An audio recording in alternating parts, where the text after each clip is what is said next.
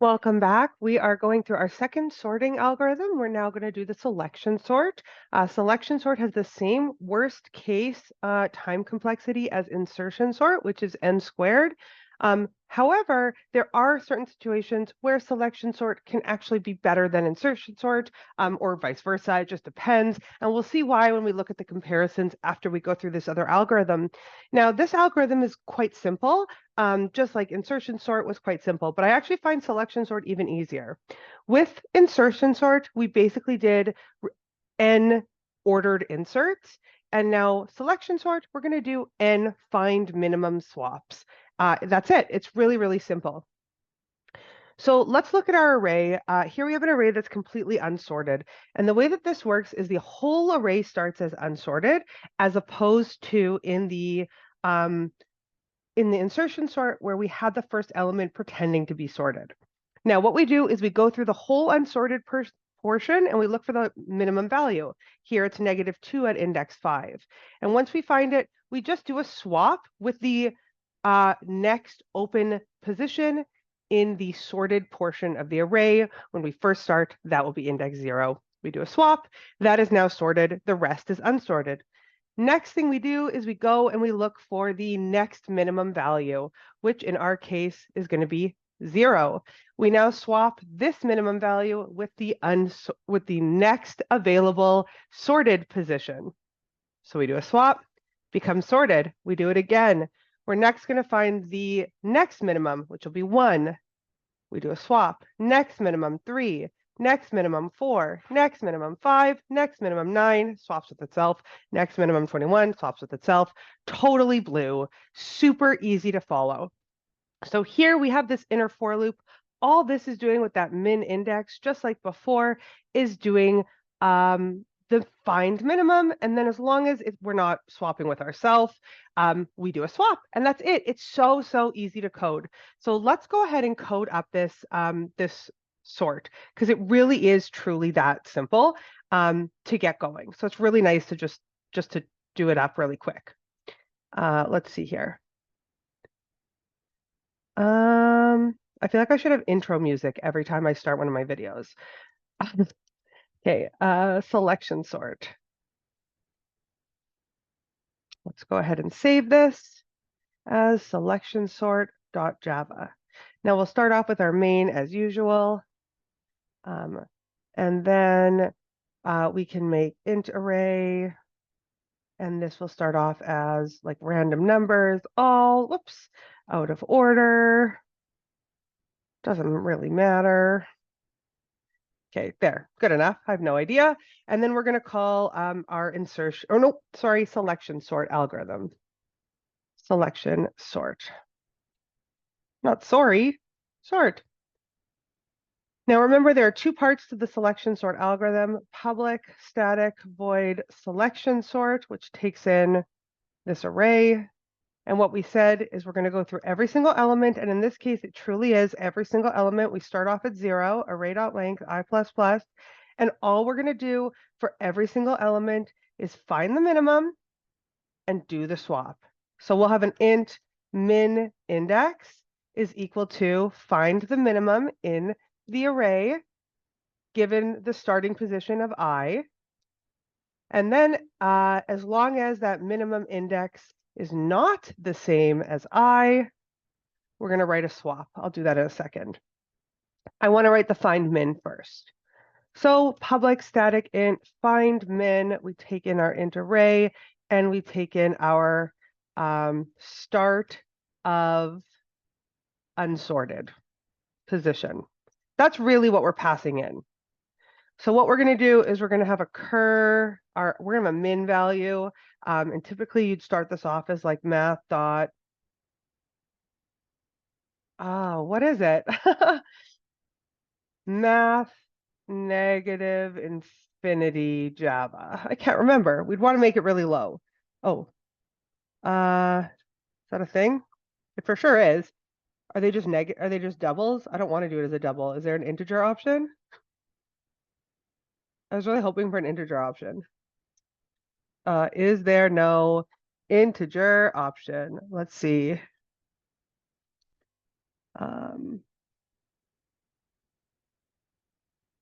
No, you've got to do it as a double, apparently. Infinity, infinity, infinity. Oh no, here it is. Integer.max value and integer.min value. There we go. So we're going to do integer.max value so that no matter what, we're going to find a minimum. Some people would just set this to the first element in the array, and that of course works as long as there is a first element in the array. So we can set that to our minimum, and at the bottom, we're definitely going to return our minimum.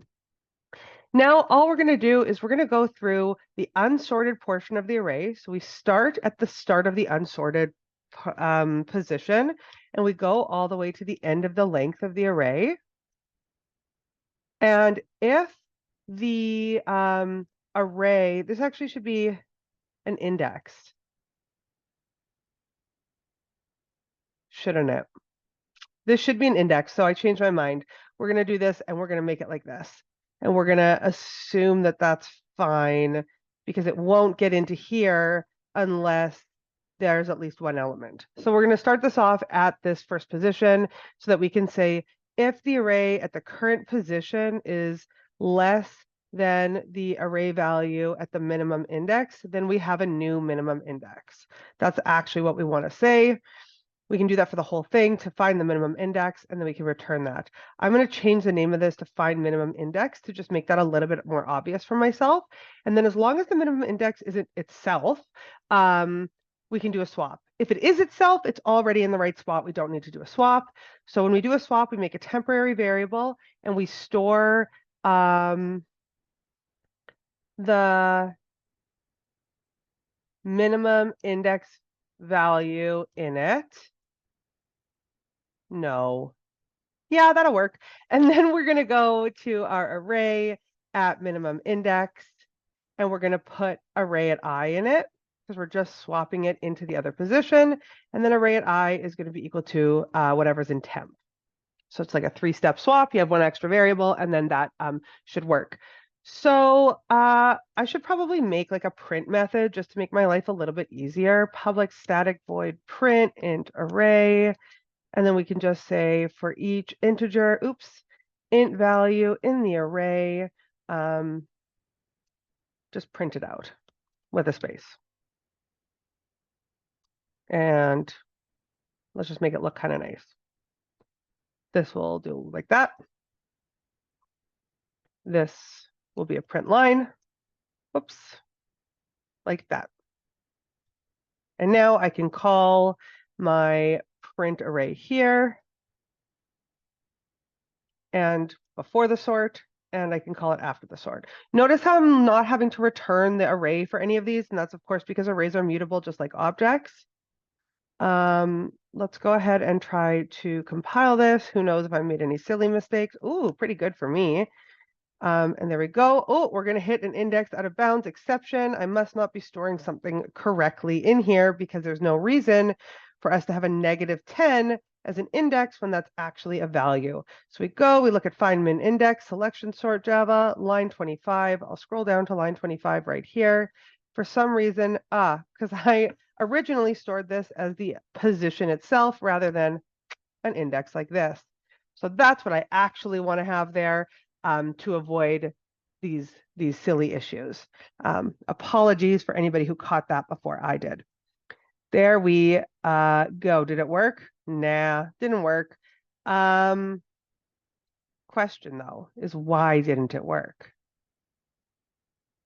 Let me think. To think about it. So we started off with 4, -2, 0, 4, -10, 90, 10, 2, 64. And for some reason, 90 ended up in that first position. So why did that happen? This was our minimum index.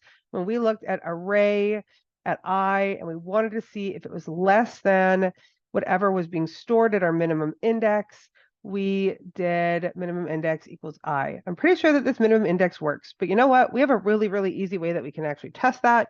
We can actually just run our find minimum index and make sure that that's actually working. So if we just look at it for just the array without doing any of the selection sort, what is our minimum index supposed to be? 0, 1, 2, 3, 4. This should be returning 4. Let's just make sure that that portion is working. What are you upset about? System.out.println, find minimum index. Oh, starting at 0. Just didn't have the right command there. Okay, let's clear. Coming back with index 4. So it is actually finding the correct minimum index. So that's awesome. So we're going to find the correct minimum index for this. Let's see what happens if I set my minimum index that I want to check by to 0, 1, 2, 3, 4 to 5. So then it should return, because look, if we're here, oh, I think I already know what's wrong. But anyway, we return, if we start here, the minimum index will be between 90, 10, 2, and 64. 0, 1, 2, 3, 4, 5, 6, 7. This should return 7. Let's see if it does. Oh, I should save it, compile it, and run it. It does return 7. So that also works. So we know that our minimum index is working and it is all printing properly. So what's actually happening then? It must be a problem over here. So we're getting our minimum index coming back the first time as 4. And as long as 4 does not equal 0 for the first time, so it doesn't, we're going to store in our temp our minimum value. Then we're going to overwrite whatever's in 0 over at that minimum index, and then we're going to swap it in. Nope, that looks like it makes sense to me. What did I miss? Shall we look over here to just check? Oh, our inner loop can go j plus 1. Does it matter though? That's the real question, isn't it? 0, 1, oops, 0. This can technically start at +1. Why wouldn't this work? This is our minimum index to start. Let's try one more time.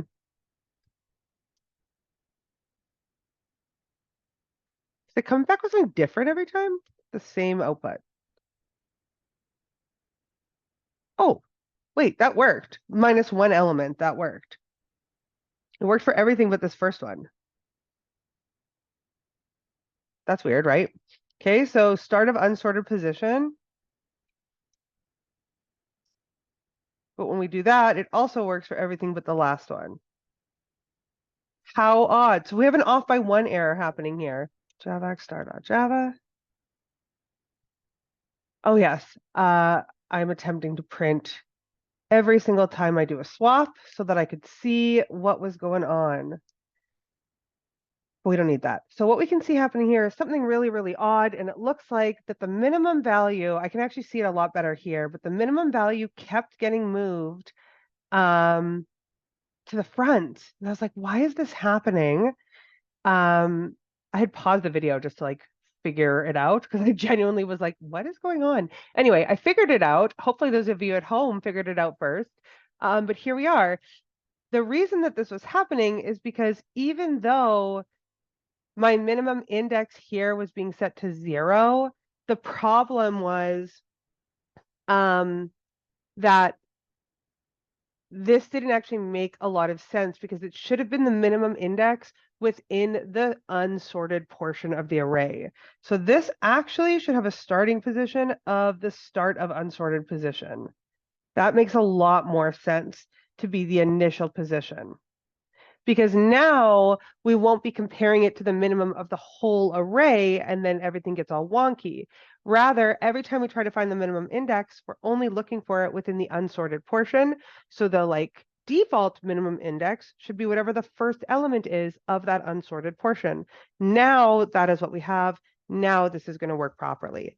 So apologies for that. All I did to test it was just print out every single iteration of the swap. And that's when I realized I kept swapping the first element. And this was why, because my minimum index was 0.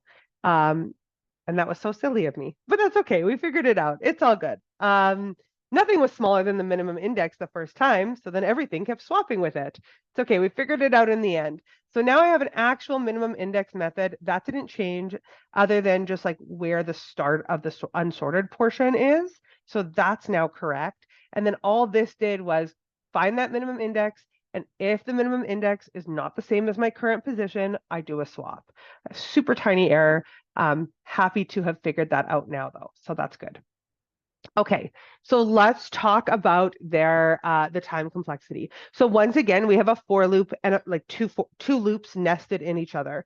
The ordered insert loop and the insertion sort loop was n squared. Here we have a find minimum loop and then an outer selection sort loop. So it's also n squared.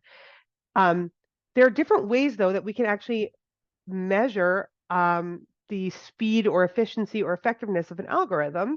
So for sorting algorithms, for example, we can consider things like how many times are we actually moving elements around, so swaps or shifts, or we can consider things like comparisons. So like how many times are we comparing numbers? So not just looping, but other scenarios. So if we consider the array that is completely in reverse of the order that we want, 5, 4, 3, 2, 1, a selection sort will run 10 comparisons, but so will an insertion sort. So these are effectively equal in terms of how many comparisons are going to happen. Now, when we look at a slightly ordered array with just a little bit of difference, what we end up seeing is that selection sort is actually way worse than insertion sort, because what happens is the 1 and 2 switch places, and then the 2 and 3 switch places, and then the 3 and 4, and then the 5 and 6, and then the 4 and 5, and then the 5 and 6, and then 6 is in the right spot. But we have to do way more swaps. Whereas with insertion sort, all we would end up doing is one big shift at the very end, because 2 is in the right spot, then 2, 3 is right, then 2, 3, 4 is right, then 2, 3, 4, 5 is right, 2, 3, 4, 5, 6 is right. The 1 comes in, it has to go at the front, everything shifts over once, and we're done. So all of a sudden, mostly sorted data is not as good using selection sort as it is with insertion sort. So it really depends on your data when it comes down to us deciding what is the best algorithm to use. And of course, there are other ways to analyze this as well, looking at how much space these things take up, using how long it takes to run, right? Our big O notation. There's lots of different ways to run that. So the next thing that we're going to look at there is, whoa, that was weird, is we're just going to come over here. I just want to show you on YouTube, actually, sorting algorithms YouTube. There's this video right here, 15 sorting algorithms in 6 minutes. Now, of course, we won't watch it right now because I'm not just going to sit here quietly while you watch it. That's cuckoo, but I do recommend that you watch it because there are 15 different sorting algorithms here, some of which you'll have seen, some of which you have not. But the two that we can really pay attention to is insertion sort and selection sort, and seeing that on over the same data set, whatever data set they use for this visualization, they do not take the same amount of time. Different ones take more or less time. In fact, on this data set, selection sort is substantially faster than insertion sort because doing the swapping just ends up with more things in the right position than the constant shifting of everything over that insertion sort required. So even though they're both n squared, we do actually end up seeing a difference here. I really don't want to actually run it. Oh my God, that's so loud and annoying. I don't want to actually run it. What I do want to draw your attention to is right up here, where this person's name is, and it's in my way, is you can see underneath their name, it says selection sort underneath it, and then it says the number of comparisons and the number of array accesses. So those tell us different types of information that can help us understand how much computational power is required for this algorithm. So watch all of selection sort, watch all of insertion sort. I think they're the first two. So it's like 30 seconds of the video. And see how even though they're both n squared algorithms, they both use two for loops nested inside each other. They're both relatively straightforward and simple with respect to each other. They actually take vastly different amounts of time. Cool. Okay, so that's everything there is on selection sort, and those are our two basic sorts that we see in this class. There's definitely an expectation that you understand how these sorts work, how they differ from each other, how their running times are the same, and that you could code them because they're really straightforward. One is an ordered insert with a loop around it, and one is a find minimum with a loop around it. So make sure you give it a shot to actually try coding it up, practicing with it, and getting comfortable with it, as the final sort that we're going to look at isn't one that you need to be able to code in entirety.